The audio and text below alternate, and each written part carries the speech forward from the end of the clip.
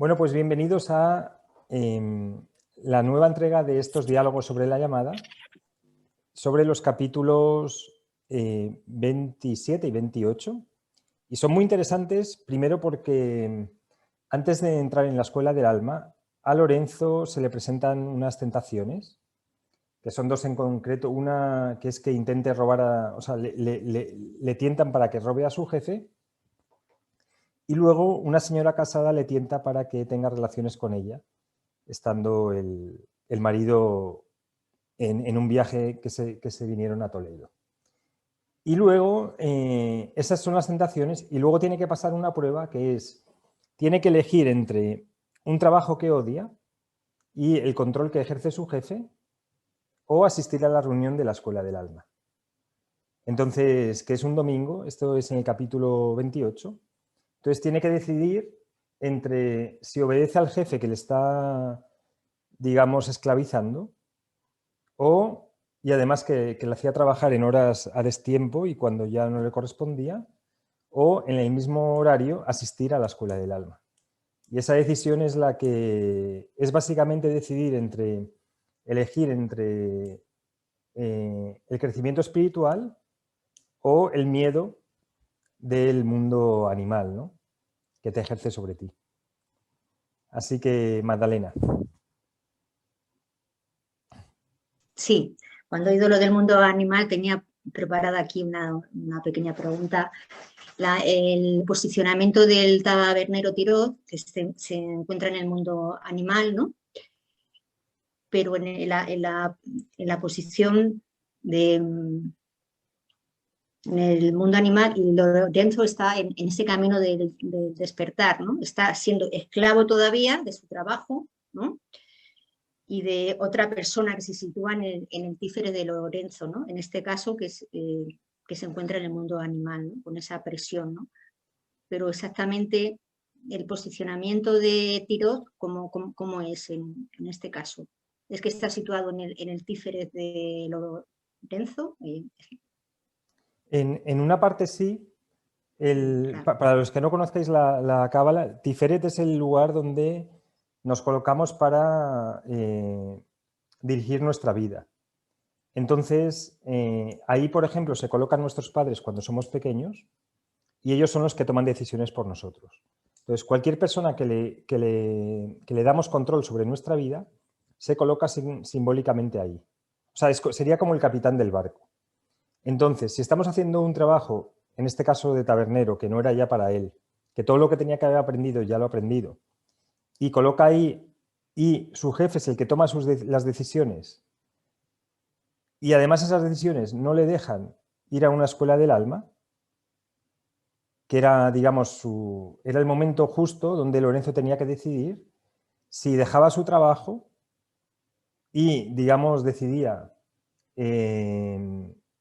seguir un camino espiritual de una oportunidad que se le presentaba, o si se sometía a la tiranía de su jefe.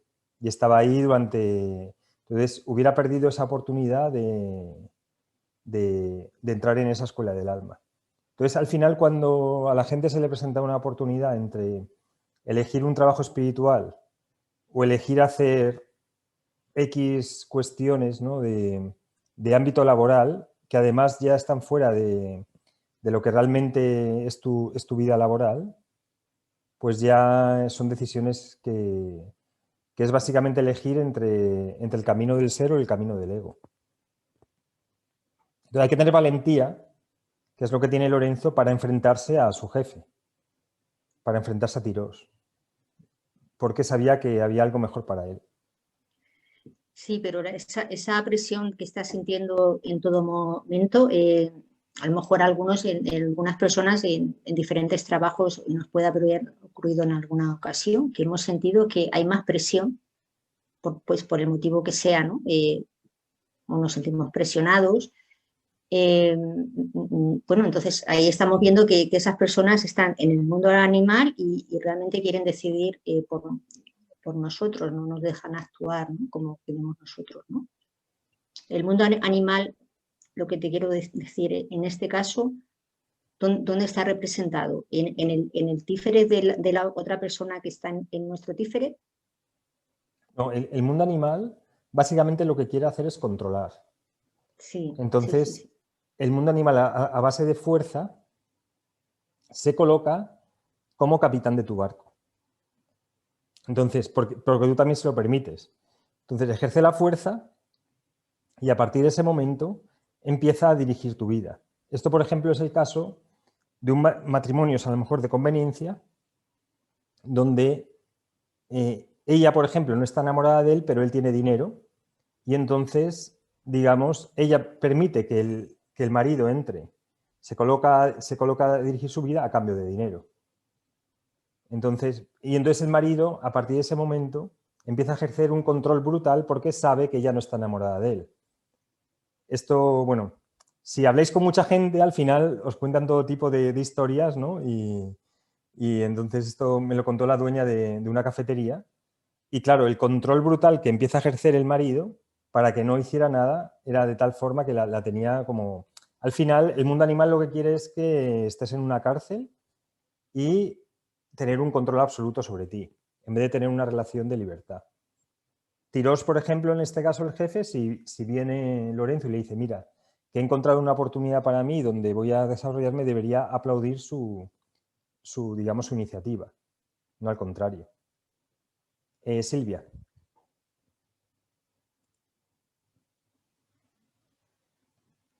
Sí, Gonzalo. Nada, la pregunta que quería hacer era en relación también al tabernero. O sea, si él está, digamos, en el mundo animal todavía, si lo que es el dominio, la pertenencia que siente el tabernero que tiene sobre Lorenzo, era un rasgo característico de lo que es todavía el estar en la parte animal, digamos, ¿no? Sí, sí. El tabernero, a cambio, espera que te desactivo el audio, a cambio de pagarle un sueldo, considera que tiene dominio sobre la vida de la otra persona. Entonces, ahí el tabernero, como he comentado, si fuera realmente humano, se alegraría por el desarrollo espiritual de su empleado. Entonces, o se alegraría porque el empleado vaya a un trabajo mejor. Entonces, si tenéis jefes que en lugar de alegrarse por vuestro desarrollo y porque mejoréis, lo que quieren es controlaros y que a cambio del dinero que os pagan, probablemente estés en la cárcel donde ahí está el tirano allí, eso al final es básicamente el mundo animal. Entonces hay que, o sea, es el control del mundo animal sobre el intento de control del mundo animal sobre el mundo humano.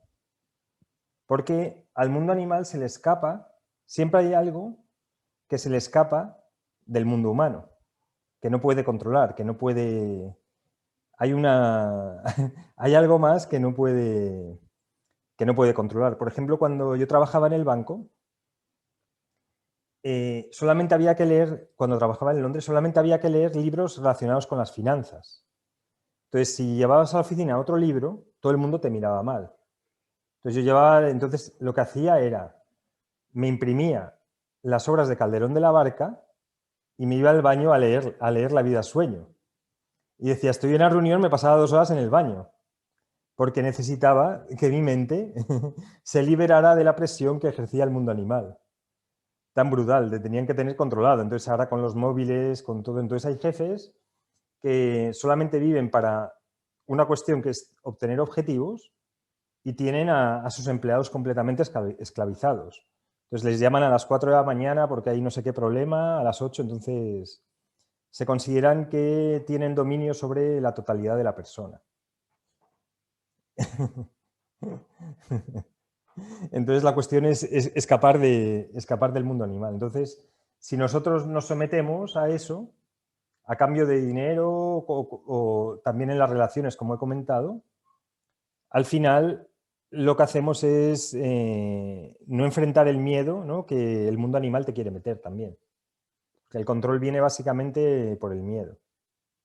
De qué vas a hacer cuando no estés conmigo, etcétera, etcétera. ¿Dónde vas a estar mejor que aquí? Todo eso. ¿Quién te va a pagar como yo?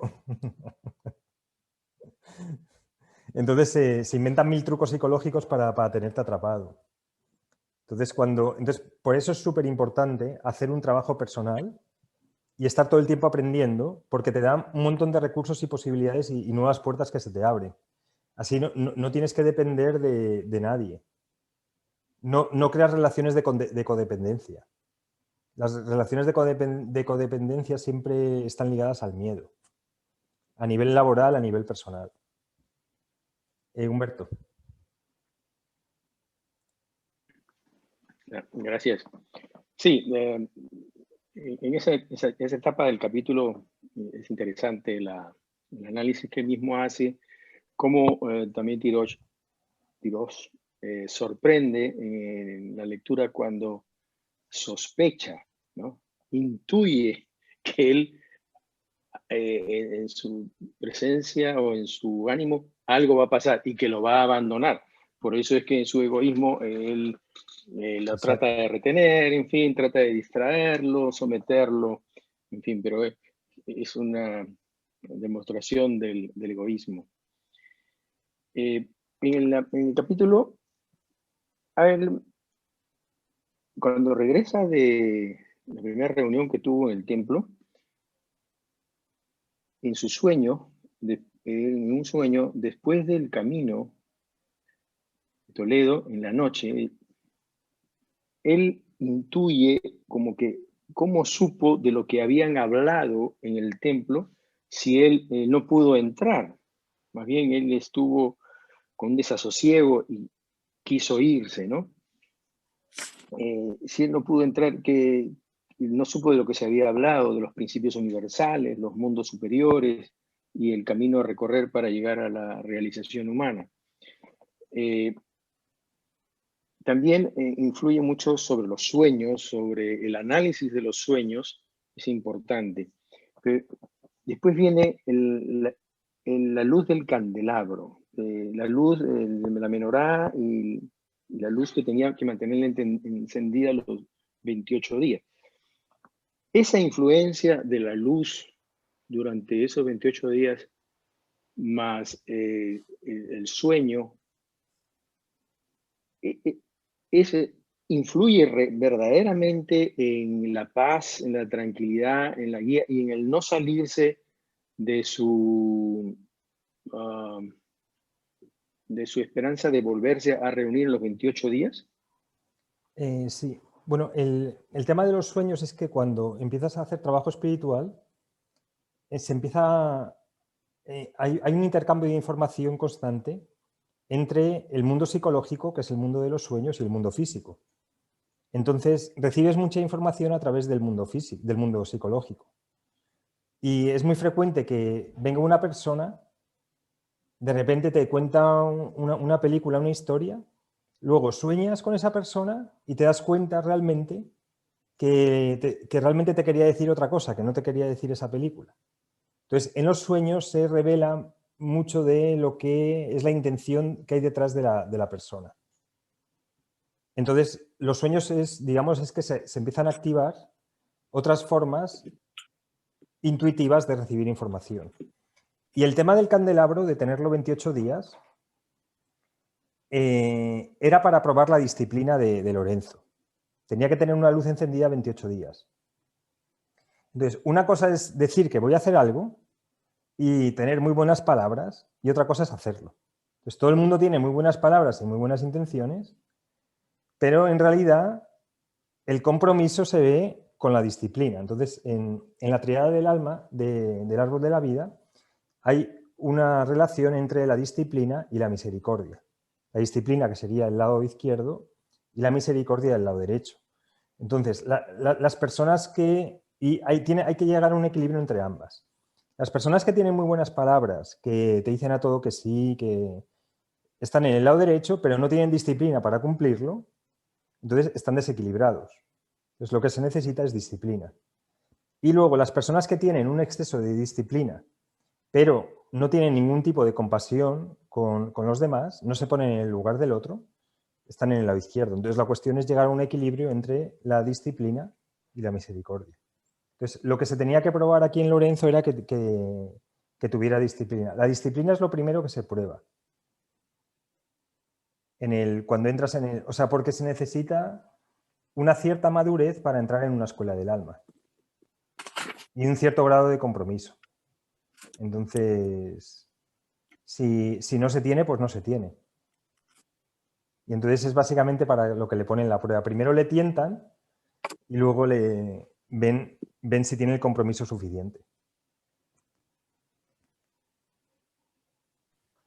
Acá es importante. Además, si lo piensas, lo tienes. ¿El compromiso te refieres? Claro, Sí. él quería ir, Sí.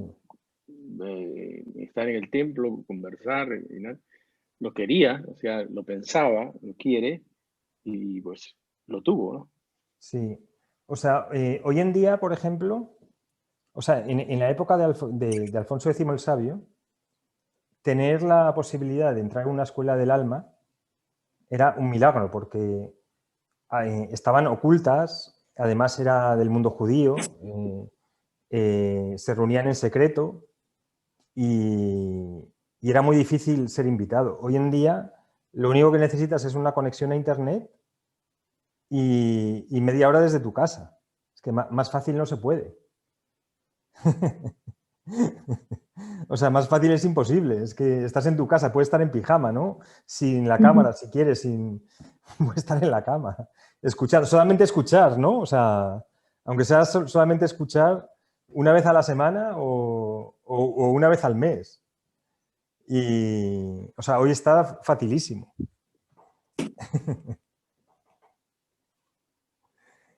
María.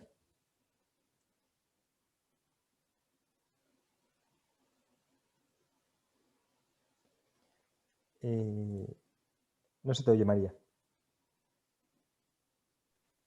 Perdón. Te quería comentar si tuvo que pasar esas dos pruebas, si fueron pruebas necesarias, porque yo creo que él estaba preparado, que estaba claro que las iba a pasar. Sí, en realidad ya estaba preparado y las iba a pasar, pero nunca está de más poner una pruebecita para ver qué grado de honradez tiene la persona. Y esto al final es súper importante. Por ejemplo, si os cobran de más en un sitio, si os cobran de menos, me refiero, es enseguida ir a resolverlo, porque si no se empieza a crear una deuda. Entonces no es, bueno, se han equivocado, me voy a aprovechar del error. Ya son cosas más sutiles, ¿no? Que no es directamente alguien que te venga a intentar sobornar, sino son cosas más sutiles como coger material de la empresa, llevártelo para casa, o descargarte a lo mejor libros o información sin pagar. Ya son cosas que te ponen digamos, como todo el mundo lo hace, pues, o si alguien se ha equivocado en el cambio a tu favor, pues enseguida ir allí y resolverlo e igualarlo, ¿no? Porque al final lo que muestra eso es que te empiezas a colocar en el lugar del otro. ¿Sabes? Porque una persona, por ejemplo, ha hecho bastante esfuerzo para hacer unas meditaciones o sea, yo sé que hay personas que se han descargado las meditaciones y mis libros se los descargan gratis. Pero el esfuerzo que ha hecho la persona por escribir un libro 4 años, al final lo que estás diciendo es, soy más listo que el universo, soy más listo que los demás y no voy a pagar ni siquiera 5 euros o 10 euros o 20 euros que vale el libro en Kindle o no sé qué. O voy a robar pequeño. Entonces ya en el camino espiritual hay en el tercer cielo, segundo o tercer cielo es la pureza y la verdad, ¿no? Entonces ya no te dejan seguir ahí con estas pequeñas cosillas que todo el mundo supuestamente hace, pero que hay que ir refinando.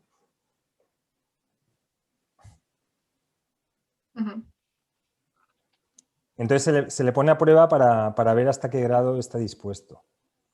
O sea, y para ver porque si hubiera, como le dice Abraham, si hubiera accedido a alguna de las dos tentaciones, no hubiera sido admitido. ¿Y Humberto? Ya.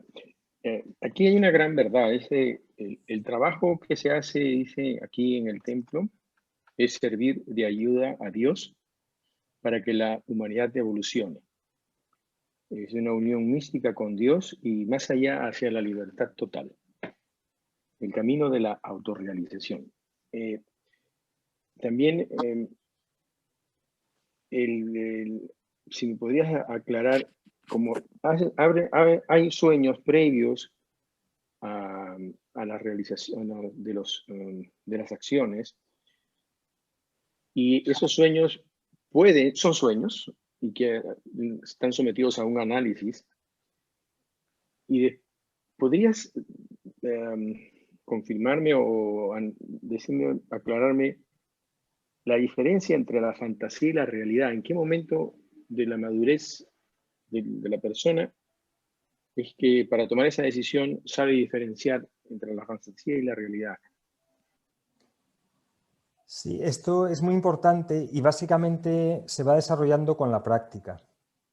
La verdad tiene como una especie de olor, una especie de sensación a verdad, y la fantasía tiene una sensación a fantasía.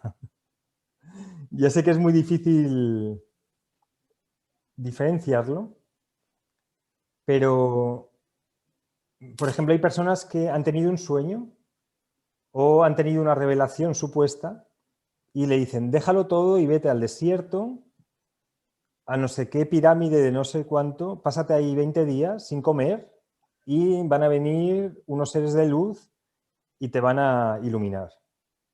Entonces, lo han hecho y no ha ocurrido nada.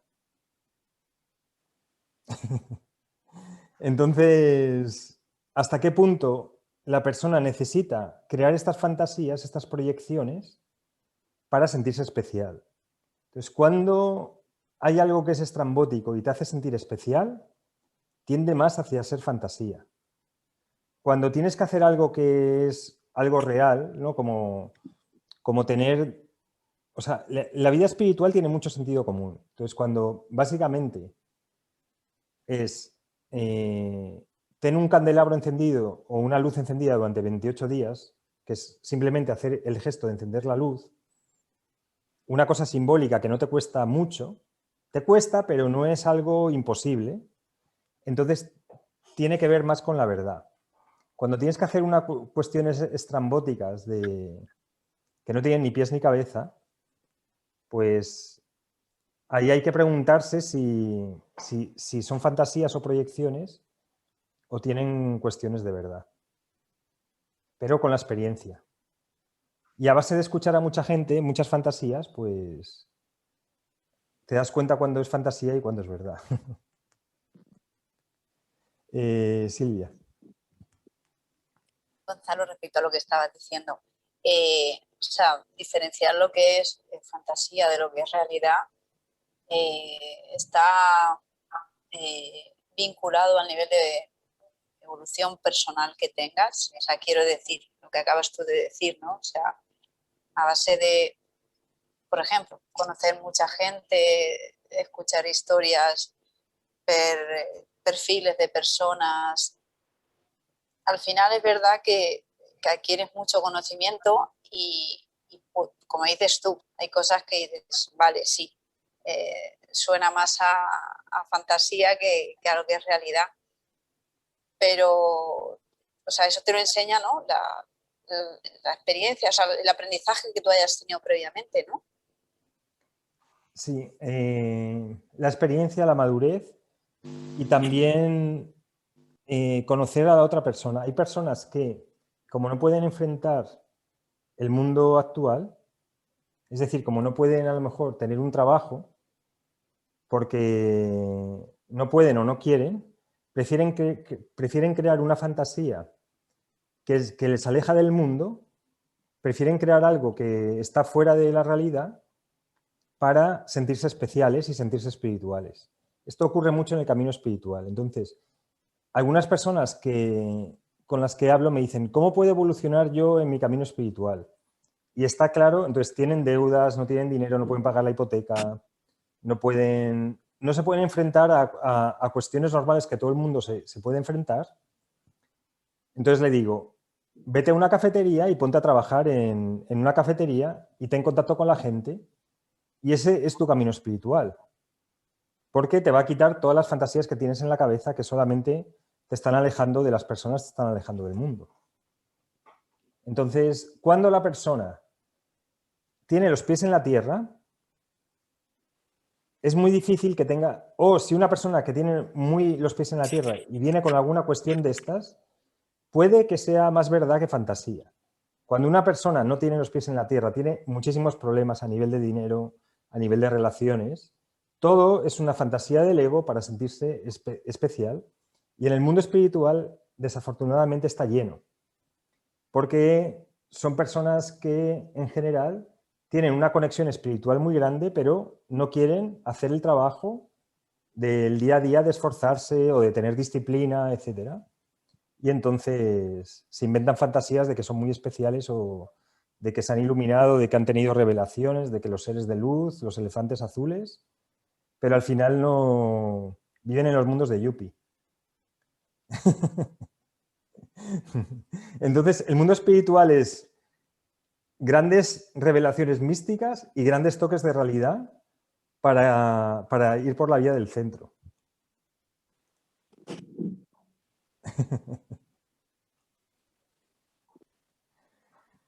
Quedan 6 minutos. Una o dos preguntas más y cerramos la sesión. María. Y del capítulo 28 veo que el salón donde se reunían, que descendía el Espíritu Santo allí, y te quería comentar un poco que Jesús también cuando se reunía con los discípulos también descendía el Espíritu Santo. Me imagino que esto lo cogieron de la tradición judía y la incluyeron en el cristianismo, en los evangelios. Bueno, el Espíritu Santo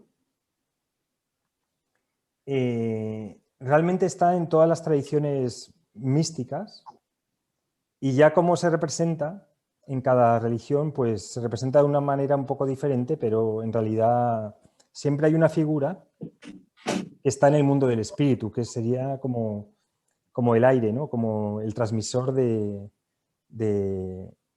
la voluntad divina, por decirlo así.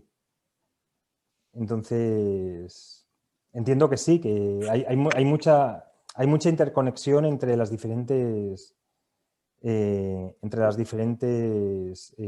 tradiciones espirituales. Y unos toman de otro, obviamente. Sí, pero en otras religiones, por ejemplo, en el hinduismo, en el budismo, ¿también existe la figura esta del Espíritu Santo? No estudié el budismo en profundidad, pero creo que no. Creo que no tienen esa figura definida de esa forma. Como tampoco tienen santos. Entonces cada tradición y cada cultura es diferente. En el Islam me imagino que sí, ¿no? Que debe haber una figura así parecida. Sí, o sea, no conozco mucho del Islam, pero me imagino que sí. Uh-huh. O sea, tiene su misión y su razón de ser. Uh-huh. Sí, que es como la conexión entre el mundo material y el mundo espiritual, ¿no? Como el correo electrónico, ¿no? Exactamente, sí. Sí, entre un mundo y otro. Uh-huh. Sí. Hace como de puente y me imagino que, o sea, en todas las tradiciones espirituales debe haber algo que haga de puente. Uh-huh. Sí. Y después algo más mundano, te quería comentar que se habla de que iban a construir en la sinagoga principal, que es la del tránsito, la actual del tránsito es la que empezaron a construir en el siglo XIII. No, es la de Santa María la Blanca. Ah. La del Sí. tránsito es posterior, es un siglo posterior. Sí. Sí, que es una maravilla. La Santa María la Blanca es preciosa. Ahí, Sí, y cuando estaba en Toledo iba yo a meditar todos los días, o casi sí, todos. Me sentaba sí, ahí 2 horas en el banco. sí. Y me decían las chicas, como Jesús Hermida, que venía aquí 2 horas, como tú, Sí, cuando trabajaba pero, en Cadena Ser, ahí en Toledo. qué gracia. Sí, sí, a mí me encanta. Sí, sí. De Jesús hecho, tengo Hermida, una. te refieres. O- No, no, sí, la Santa María la Blanca. De hecho, en la entrada tengo como una fotito de Santa María la Blanca. Sí. sí, Mm. pues Silvia, la última intervención, y luego nos volvemos a conectar si queréis. Sí, Gonzalo, yo te quería preguntar, bueno, cuando Abraham está con Lorenzo, que están hablando, y bueno, hacer mención, ¿no?, a que Abraham, sin decirle nada a Lorenzo, ¿no?, ve la cualidad del alma de Lorenzo. O sea, entonces me gustaría que desarrollaras un poquito más eso, nos explicaras un poquito más, o sea, cómo ver Sí, la cualidad del alma, ¿no? el tutor espiritual suele ver la esencia de la persona. Entonces ve lo que hay detrás porque, digamos, conoce a tanta gente que ya... Yo no sé si os ha pasado que de repente conocéis a una persona y dices, esta persona es muy buena persona. Que despega esa cualidad, no sé si el caso de tu hermana, que habéis comentado varias veces, que tiene una Sí. cualidad increíble de un corazón extraordinario. Y entonces, bueno, pues básicamente lo que hace el tutor espiritual es que capta la energía que cada uno de nosotros despedimos, ¿no? Y entonces cuando le conoció, pues ya dijo, vale, este chaval es inofensivo, vive un poco en los mundos de Yuppie, ¿no? Pero vamos a admitirle, ¿no? Sí, sí, sí. Entonces, sí, entonces, bueno, a base de experiencia, de conocer gente, vas reconociendo la cualidad. Hay varios ejercicios que se pueden hacer, por ejemplo, hay gente que, lo que pasa es que hay que tener protección también. Hay gente que se va a las estaciones de autobuses o de trenes o al metro e intenta ver cómo es la otra persona. Y entonces empieza a intentar ver la cualidad de la persona. Y con eso vas desarrollando esta capacidad. Así que bueno, lo dejamos por aquí hoy. Muchísimas gracias y muchas gracias por vuestra aportación. Gracias a ti, Gonzalo. Gracias, Gracias. Gonzalo. Gracias.